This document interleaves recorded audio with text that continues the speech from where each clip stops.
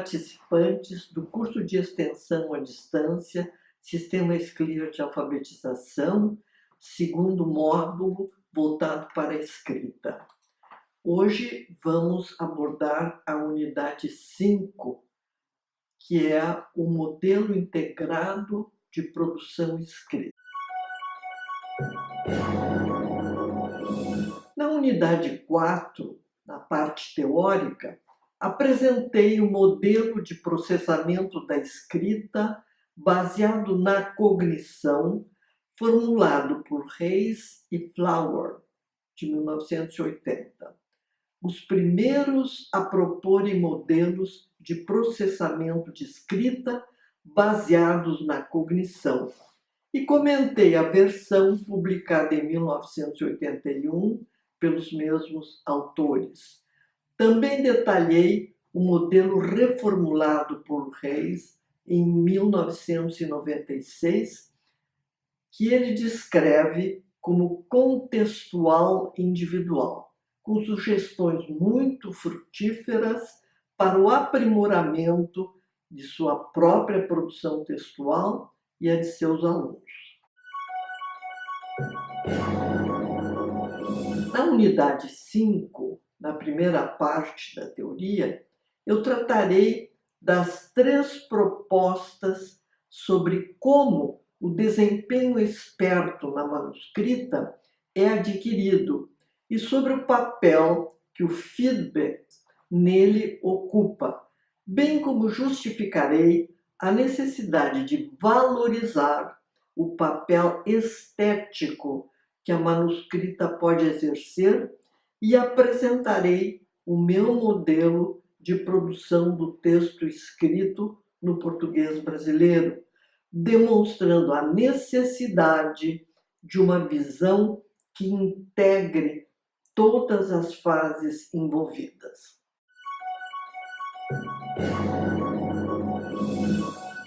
Segundo Van Galen, para a evolução da manuscrita, 3 requisitos precisam ser preenchidos: a evolução de capacidades cognitivas para usar signos, o artesanato para usar instrumentos e suporte para a escrita e organização social que exija a permanência. Esses 3 requisitos foram preenchidos pela primeira vez aproximadamente 6.000 anos atrás na Mesopotâmia, quando se inventou a escrita proto-cuneiforme na cidade de Uruk. Embora vivamos numa sociedade em que a digitalização venha se impondo como a forma mais usada para a execução dos textos escritos, ainda é necessário que os alunos aprendam a manuscrever, não apenas para assinar seu nome, mas também para conseguir que os professores leiam seus trabalhos, exigidos em quase todas as disciplinas e nas provas, e para galgarem os vários degraus em sua vida escolar, bem como para ingressar nos postos de trabalho mais qualificados. No entanto, um objetivo não menor a ser alcançado com a proposta Clear de alfabetização para a escrita é colocar à disposição dos alunos mais um instrumento de realização estética, como a música, a dança, o desenho, a pintura, a ficção, a poesia e o teatro. Assim como nas artes elencadas, as pessoas, ao as utilizarem, expressam suas emoções, manifestam sua individualidade, enfrentam conflitos psicológicos e criam objetos estéticos para apreciação dos que os recebem. Ao propor tal meta, estamos indo contra a corrente, conforme bem acentuam Huber e Hedrick. Eles dizem: manuscrever é ensinado com menos estética e mais consideração funcional. Também como nas artes elencadas, é necessário um esforço inicial para dominar os comandos musculares estruturados antes de a sequência de movimentos começar. É necessário que as crianças automatizem como converter um fonema da linguagem interior, com a qual são ditados os textos a serem escritos no português brasileiro, em um grafema, formado por uma ou duas letras no português brasileiro. Num só caso, nós temos um grafema que pode ser realizado por 2 ou 3 fonemas. Na pronúncia erudita, nós temos um exemplo fixo e a maioria das pessoas diz fixo.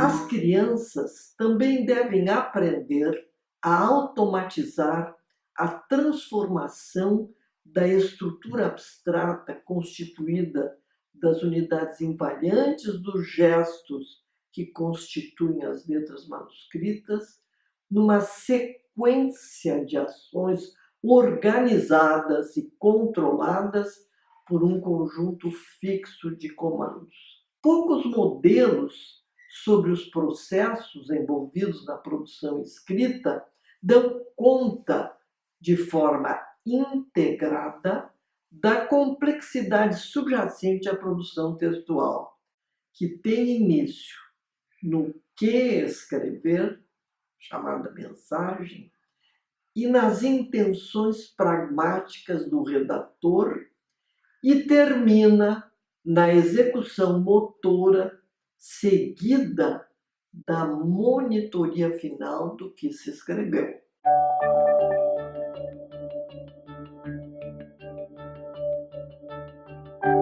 A maioria dos modelos se ocupa, por um lado, dos processos mais altos: planejar, traduzir e revisar, omitindo, assim, aqueles envolvidos na conversão dos fonemas em grafemas e o programa motor que comanda o traçado das letras. Por outro lado, outros modelos só se ocupam desses últimos. Pouco se detém, com exceção de alguns como Lieberman e Harrison e Mill, em examinar as consequências que decorrem de a fala ser adquirida de forma compulsória e assistemática,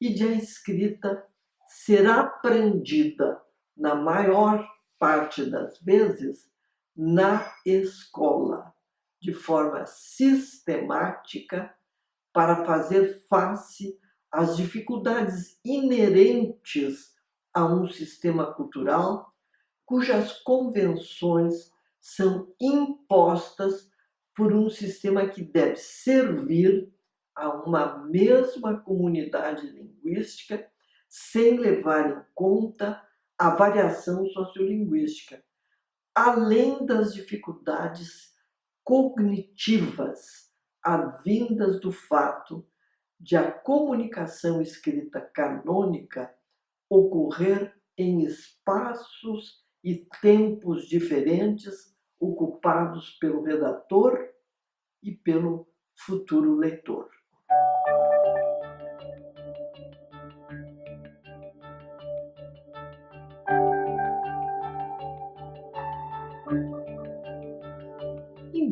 frequência analogias inadequadas entre as representações mentais das unidades processadas durante a fala e a escrita, como são, exemplo, equiparar fonema a letra e equiparar alofone a alógrafo. Exemplifico esse último com as várias fontes, que são dezenas, fruto da arte tipográfica.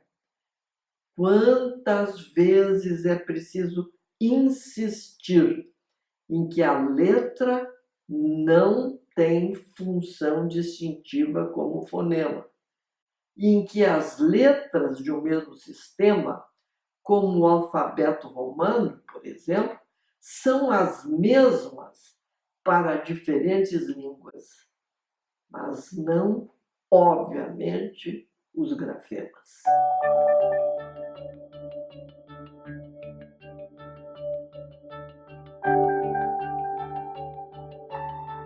No sistema de escrita, o que tem função distintiva é o grafema. Van Galen, por exemplo, ainda confunde letra com grafema. Ele escreve: na escrita alfabética, além disso, o redator tem que lidar com as usualmente complexas relações entre um conjunto de fonemas específicos a cada língua e o conjunto de letras ou grafemas usado no alfabeto. Então, ele está equiparando letra a grafema.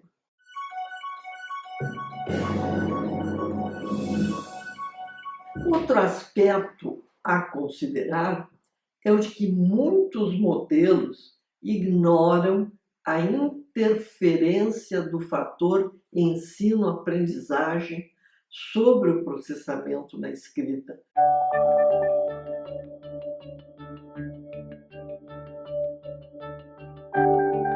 Partindo do pressuposto de que a criança constrói o conhecimento sobre as relações fonema-grafema através de inferências espontâneas a partir da exposição aos dados de escrita.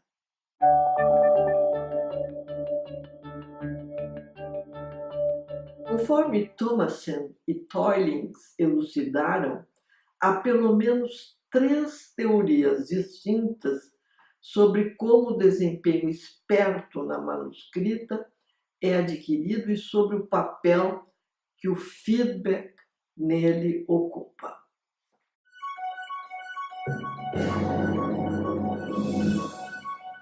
A teoria denominada como Open Loop de Kiel, a chamada teoria do Closed Loop de Adams e uma forma de programa central motor denominado por Schmidt e al. De teoria de esquema.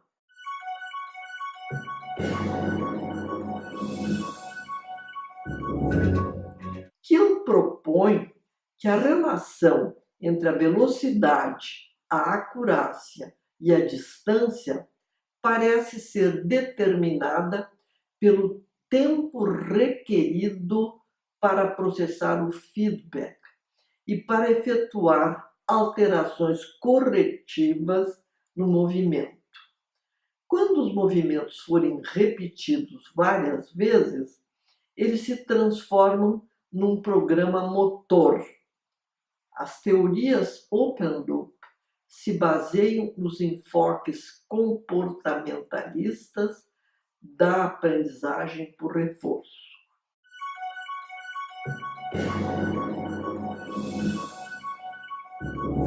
Ao contrário, a teoria Closed Loop de Adams propõe que, nos estágios iniciais de aprendizagem, os sujeitos acompanham o processo de aprendizagem através da atividade verbal interior, quando formulam hipóteses e planos sobre o movimento seguinte na base do conhecimento sobre os resultados que acabaram de receber.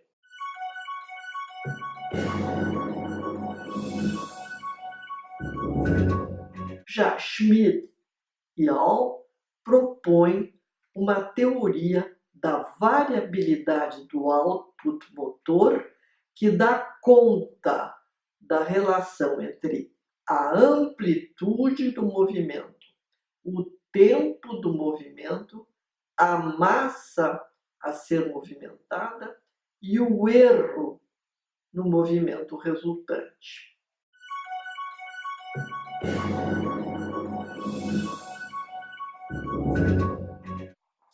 Com Mathieu, eu defendo a ideia de que os níveis mais baixos do processamento da escrita, a começar pelos padrões individuais das letras manuscritas, seguindo-se os grafemas que representam os fonemas, devam ser automatizados para liberar os processamentos mais altos, que são conscientes e criativos.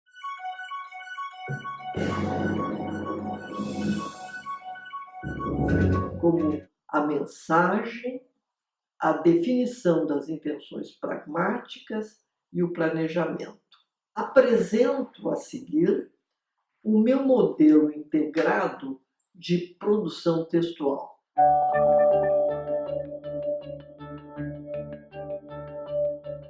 Baseei-me em Level e colegas, ressalvando, porém, as especificidades de processamento decorrentes de o sistema escrito ter sido resultado de descoberta e invenção, sendo ensinado e aprendido, e não adquirido espontaneamente, e de o texto escrito apresentar o caráter da permanência.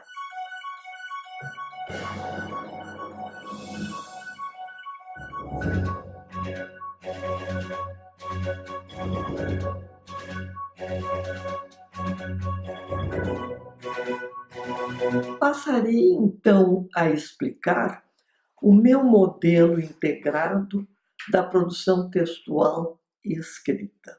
Começamos pelo planejamento do que nós vamos escrever, conteúdo, a essência do que nós vamos escrever.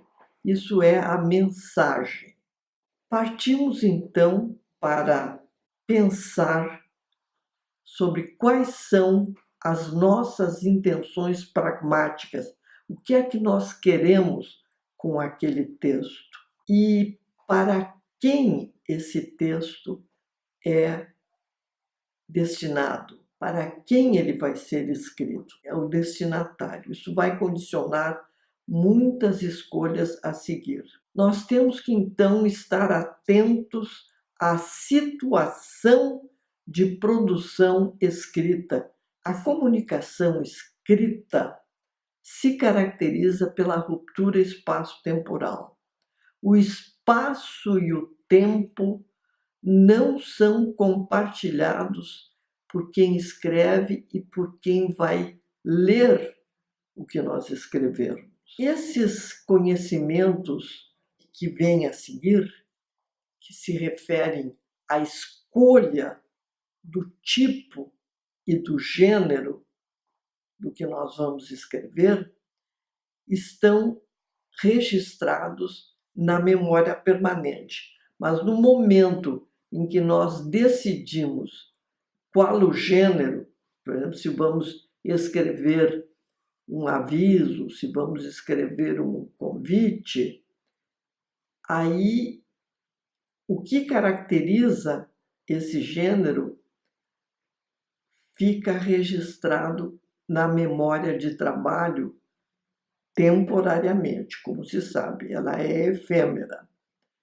E também o tipo que nós vamos escolher, se é descrição, se é uma narração. Então, isso, no momento em que nós selecionamos qual vai ser o tipo, também essas características ficam registradas na memória de trabalho temporariamente. também selecionamos o registro. O registro é o estilo.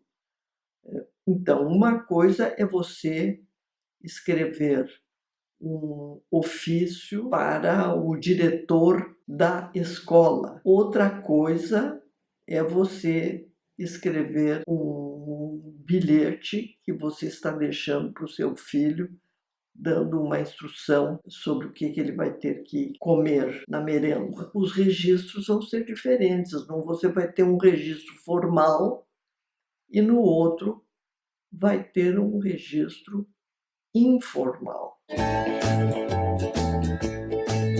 Então, nesse momento, nós passamos à elaboração do plano. Ele é offline, quer dizer, ele não ocorre dentro da nossa cabeça. Nós vamos escrever o plano, que consiste de palavras-chave para cada um dos tópicos que nós vamos seguir no nosso texto, certo? E que vão orientar, inclusive, a disposição dos parágrafos. Agora, quando nós começamos a escrever, nos baseando, nos orientando pelo plano que nós escrevemos numa folha, nós passamos a usar a nossa fala interior. Então, o primeiro momento dessa fala interior é rotular os conceitos, é transformar as ideias em palavras. E isso se chama, primeiro, a preparação conceitual. Quais os conceitos, quais as ideias que nós vamos utilizar. E depois, para rotulá-las, nós temos um dicionário mental, que é o dicionário fonológico, e ali nós vamos, então, selecionar, nesse dicionário mental, as palavras para rotular aquelas ideias. Isso se chama seleção lexical. Como vocês viram, o dicionário mental, ou já devem ter inferido, o dicionário mental se encontra registrado na nossa memória permanente. É o léxico mental fonológico, certo? Mas no momento em que nós selecionamos a palavra, essa palavra selecionada vai para a memória de trabalho, que é uma memória temporária, que é aquela que nós vamos utilizar. E aí depois nós temos que combinar as palavras, e isso não pode ser numa ordem aleatória. Essa combinação das palavras se chama sintaxização. Nós vamos usar a sintaxe.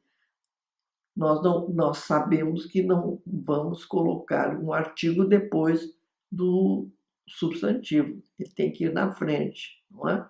Isso é sintaxe.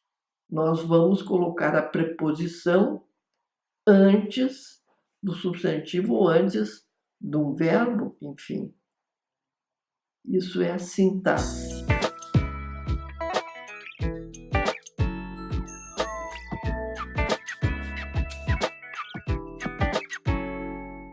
Vão ocorrer mudanças em virtude desse contato entre as palavras. Isso se chama codificação morfofonológica. As regras de combinação das palavras estão registradas na memória permanente. Mas no momento em que o resultado da combinação, no momento em que eu reunir, esse resultado da combinação vai ficar na memória de trabalho, na memória temporária. Vou dar um exemplo. Nós temos o prefixo in, que tanto pode significar negação, contrário, como pode significar introdução. Não é? Então vamos ver eu separo esse prefixo in na memória fonológica, não é?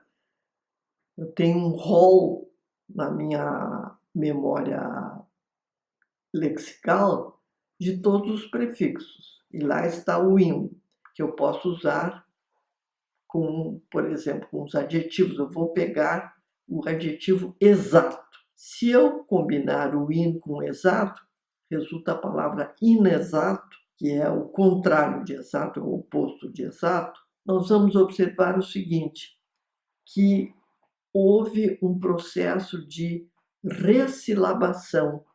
Na palavra inexato, nós temos a primeira sílaba i e a consoante grudou na vogal inicial da palavra exato, ficou inexato, verdade? Então, isso é uma mudança fundamental na estrutura silábica. Uma vez nós tínhamos in, que é uma vogal nasal. Agora, quando nós reunimos, houve essa mudança. Isso é um exemplo de codificação morfofonológica. Depois desse processo, nós passamos para a codificação fonema-grafema, porque até esse momento isso está ocorrendo na nossa mente, como se nós estivéssemos ouvindo, entre aspas, né? Todas essas unidades que estão sendo processadas. Mas agora nós vamos transpor isso para a escrita. Isso é o que vai se chamar a codificação, começa com essa codificação dos fonemas em grafemas. Por exemplo, no caso da palavra inexato, se eu estiver escrevendo assim, os dados divulgados estão inexatos. Quero escritor discorrendo sobre acontecimentos, escrevendo, né? Então, tomemos a palavra inexato. Eu não vou codificar aquele fonema nasal in, que estava isolado. Agora eu vou codificar a vogal i, que nem é nasal, depois da modificação na palavra inexato, eu vou codificar num grafema. E esse grafema será codificado, nesse caso da vogal I, ela é dependente do contexto, tá? Nessa posição, ela está numa posição átona e o grafema vai ter a mesma função do fonema. Serve para distinguir significados agora na escrita. Nesse caso, nós temos, como já mencionado, um fonema, que é uma vogal oral, a vogal mais alta, não posterior, e nós vamos então codificar nesse grafema. E depois nós vamos ter também aqui a derivação morfológica. É o seguinte, por que num modelo de produção escrita, um modelo integrado, que é esse que eu estou propondo, nós colocamos uma fase de derivação morfológica? Tem uma aplicação prática enorme. É que nós não precisamos decorar, memorizar como se escrevem todas as palavras derivadas.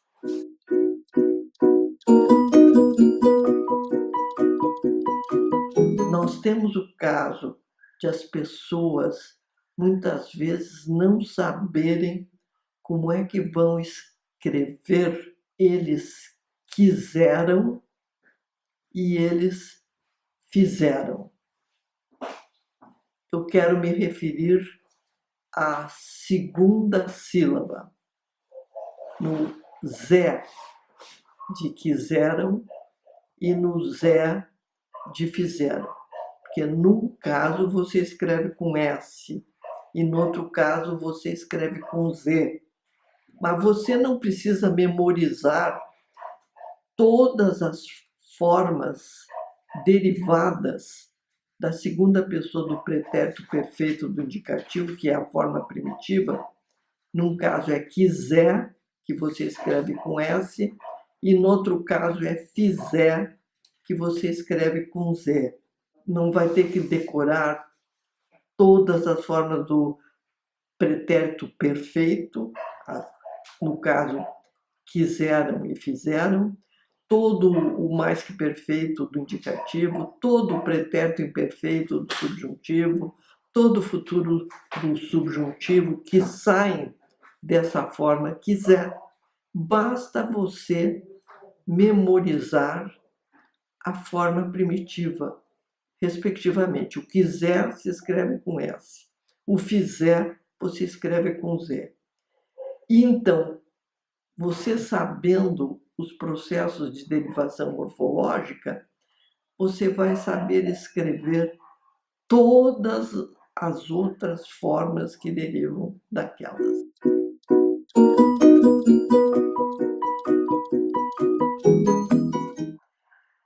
É claro que nós vamos ter aqui exceções que não se enquadram em regras. Essas exceções nós temos que memorizar. Nós vamos ter, então, um léxico ortográfico, onde nós vamos ter representados nesses léxicos todos os casos de exceções.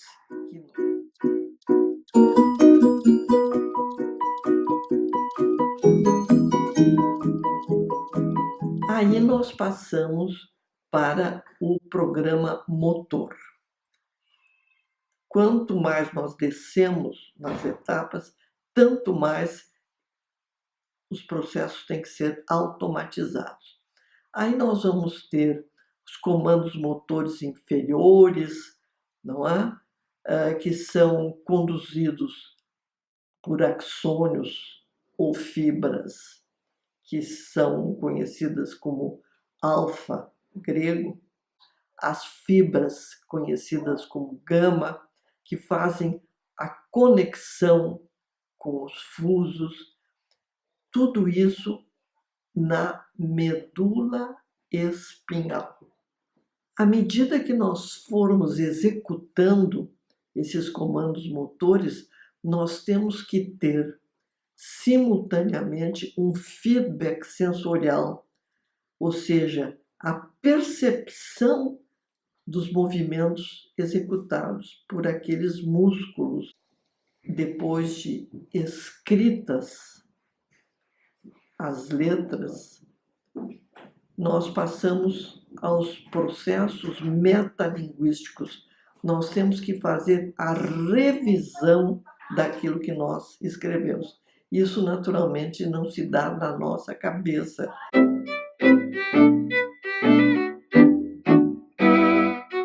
Nós vamos fazer offline, lendo o que nós escrevemos e tomando nota na margem esquerda da folha de todas as revisões que se fizerem necessárias, sejam elas a eliminação de palavras, sejam elas o acréscimo, sejam elas permuta e assim por diante.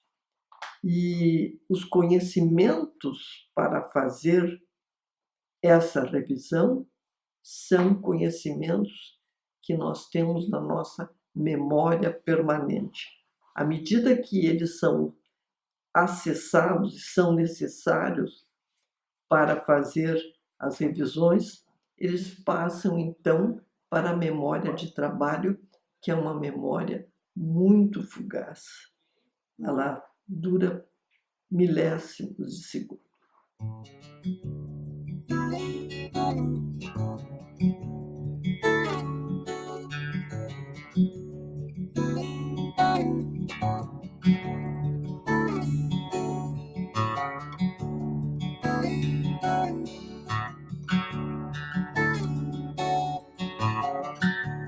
Embora Reis assevere que redatores, especialmente estudantes, seguidamente são solicitados a executar tarefas de redação para as quais não dispõe ainda de um esquema adequado da tarefa, eu recomendo que, depois de planejar, o redator escreva um esquema ou sumário com a progressão das ideias principais que constarão em cada parágrafo no plano.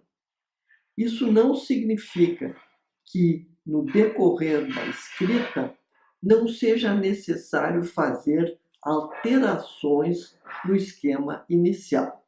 Há muita controvérsia sobre o que precede o momento em que se impunha a caneta ou lápis para escrever o texto.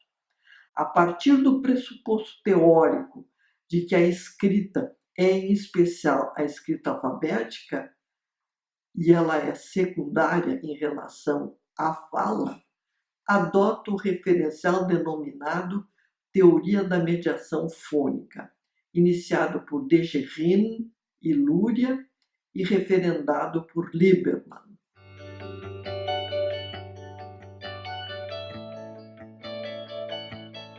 Eles assinalam que a escrita, além de ter sido uma descoberta, foi uma invenção que consistiu simplesmente da noção de que cada uma dessas unidades, destituídas de significado, pudesse ser representada por uma forma ótica distintiva e então qualquer um poderia ler e escrever desde que conhecesse a língua e estivesse consciente da estrutura fonológica interna de suas palavras.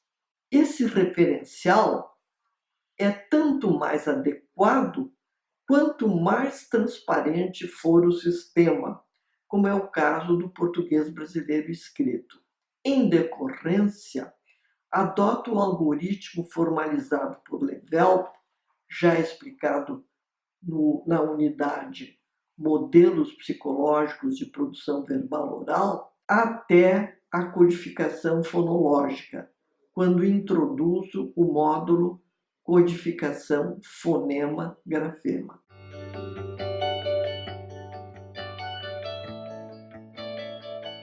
A codificação dos fonemas em grafemas se subdivide em independente do contexto fonológico, dependente só do contexto fonológico. Foi o exemplo que eu dei com a vogal I ao ser codificada no respectivo grafema.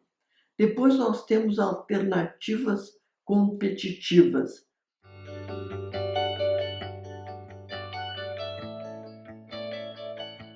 Se eu disser caça, caça pode ser tanto o substantivo que deriva do verbo caçar, como pode ser um tecido muito leve, transparente. Vejam que eles são homófonos, se dizem do mesmo jeito. Porém, o primeiro se escreve com C cedilha e o segundo se escreve com 2 S's. Aqui nós temos alternativas competitivas. E nós temos uma codificação do fonema em grafema que é dependente da morfossintaxe e do contexto fonológico também. E, por fim, nós temos a derivação morfológica, que já foi examinada.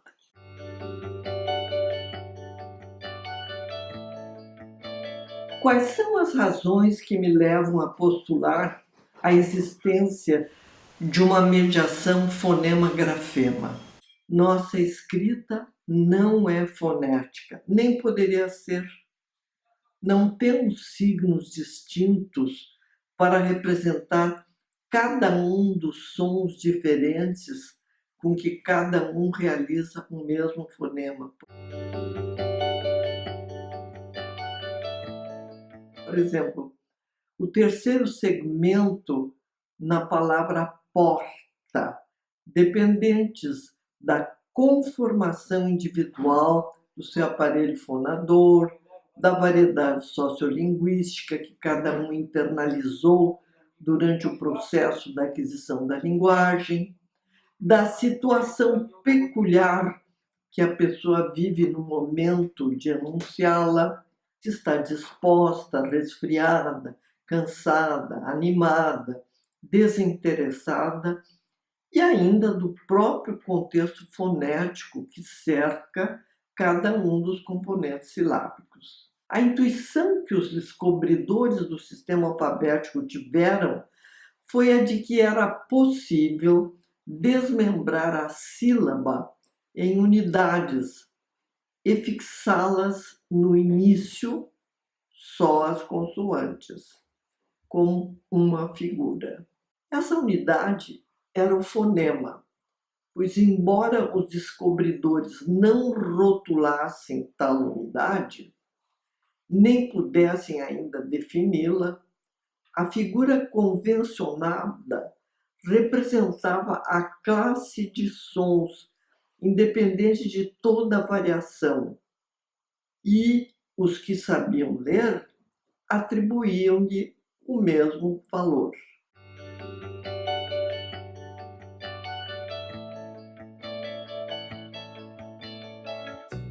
Nos sistemas alfabéticos, os grafemas representam os fonemas e, por convenção, são realizados pelas letras, as quais, na manuscrita, independentemente das variações individuais de cada um, seguem um padrão que as identifica entre si. A partir da aprendizagem, uma representação abstrata dos grafemas é internalizada numa estação. Estação é a tradução que nós damos para buffer. E essa representação está interligada com a memória fonológica e com a estação dos padrões manuscritos das letras que o indivíduo automatizou.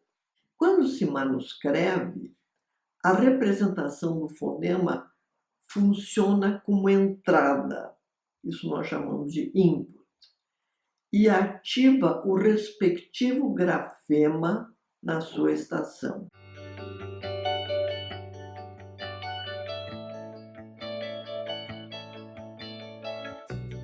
Este, por seu turno, ativa particularmente o córtex pré-motor medial, que é responsável por mediar o início dos movimentos especificados por pistas internas, os respectivos padrões das letras. Então, os neurônios disparam 2 ou 3 segundos antes do início dos gestos autocomandados. Apesar das variações estilísticas nas letras manuscritas, encontradas em culturas que adotaram o mesmo alfabeto, de modo algum elas são determinadas pelo sistema fonológico das respectivas línguas. Assim, embora a maioria das línguas praticadas na Europa Ocidental e Central e áreas por ela colonizadas adotem o alfabeto latino e a respectiva manuscrita, nenhuma delas apresentará as mesmas correspondências fonema-grafema. Se não conhecermos a língua, embora possamos identificar as letras de uma palavra numa carta, o máximo que poderemos avançar é lê-la aplicando as regras de correspondência grafema-fonema do português brasileiro escrito. A diferença entre letra e grafema e os respectivos processamentos que cada um requer ficam bem claros então.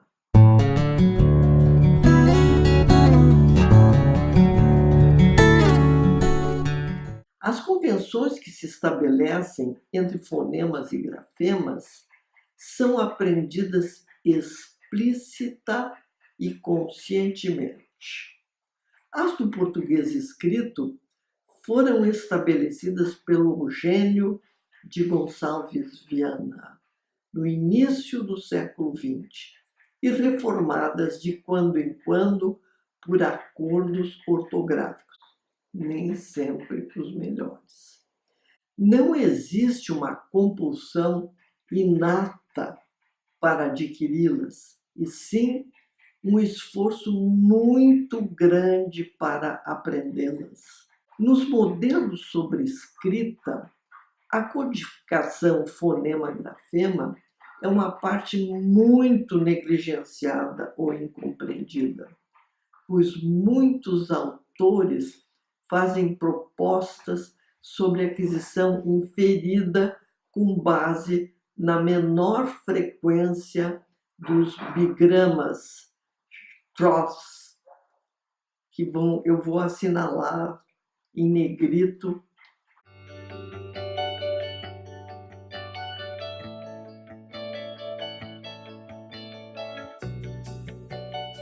Então você vê na palavra cabeça, nós teríamos as sílabas, a sílaba K. Isso aí não é um bigrama tro. Nós, então, vamos ter o bigrama tro unindo o A final da primeira sílaba com o B inicial da sílaba seguinte. Aí depois nós temos uma sílaba B, tudo bem. E aí vem o tal do bigrama tro, que pega a última letra da sílaba, que é o E, e a letra inicial da sílaba seguinte, que é um C cedilha. E depois vem uma sílaba, tudo bem, que é sa.